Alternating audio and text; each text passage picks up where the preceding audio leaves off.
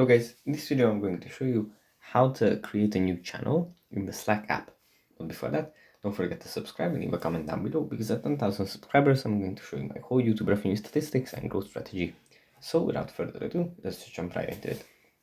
First we have to open up the Slack app, and here it opens up in the home where we have our channels, our direct messages, our teammates, and here under the channels section at the top we find the list of the channels that we have, and at the very bottom we find an add channel option. If you tap on this,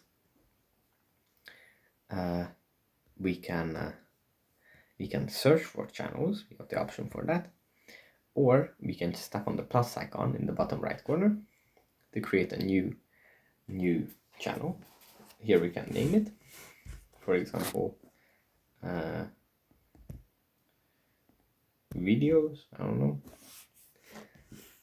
Then tap on next in the top right corner, set the visibility of it, and then just tap on create, and now we have a new channel. Now we can add people and start working. So that's pretty much it for this video. Hope it was helpful for you guys, and I'll see you in the next one.